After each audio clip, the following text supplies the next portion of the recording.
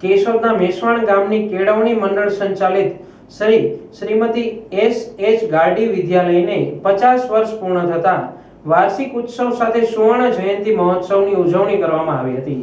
આ પ્રસંગે ખાસ ભૂતપૂર્વ ગુરુ અને શિષ્ય એકમેકને મળે તેમનું સ્નેહ મિલન થાય તે માટે પ્રથમ પ્રયાસ કરાતા મોટી સંખ્યામાં ભૂતપૂર્વ શિક્ષકો અને વિદ્યાર્થીઓ ઉપસ્થિત રહેતા તેમનો સન્માન કાર્યક્રમ યોજવામાં આવ્યો હતો।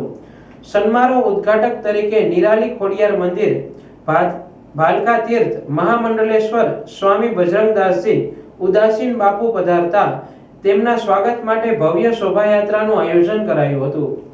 કાર્યક્રમની શરૂઆત પહેલા દીપ પ્રાગટ્ય કરી મહેમાનોનું શાબ્દિક સ્વાગત કરાયું હતું।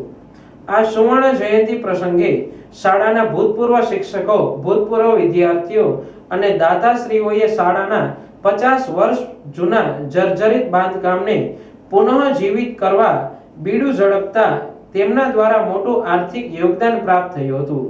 આ સન્માન પ્રસંગે વિદ્યાર્થીઓએ તેમના શિક્ષક ગુરુનું પૂજન કર્યું હતું।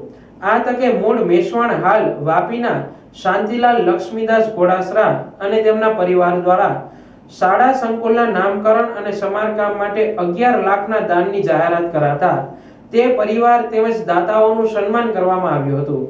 આ પ્રસંગે જગન્નાથ આશ્રમ કેશોદના હિમાંશુભાઈ રતિલાલ જોશી દ્વારા આશીર્વચન આપતા વિદ્યાર્થી અને શિક્ષક વચ્ચે તફાવત સમજાવતા દેશ માટે ગામડું, ગામડા માટે શાળા અને શાળા માટે તેને વિદ્યાર્થી હૃદય સમાન છે તેમ જણાવી જર્જરિત શાળાને ફરી નવા રંગરૂપ રોગાન સાથે તન મન ધનથી સહયોગ પ્રાપ્ત થાય તે જરૂરી છે તેમ જણાવ્યું હતું।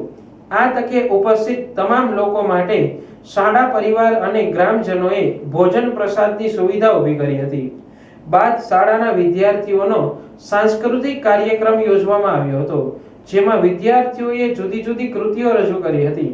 આ સ્નેહ મિલનને સફળ બનાવવા શાળા આચાર્ય ભગવાનજીભાઈ દેવળિયા, શિક્ષક ભાવેશભાઈ ઝાલા સહિત સ્કૂલ સ્ટાફે જહેમત ઉઠાવી હતી, જ્યારે સ્કૂલ સ્ટાફ અને કેળવણી મંડળે દાતાઓ અને ગ્રામજનોનો પ્રત્યે આભાર વ્યક્ત કર્યો હતો।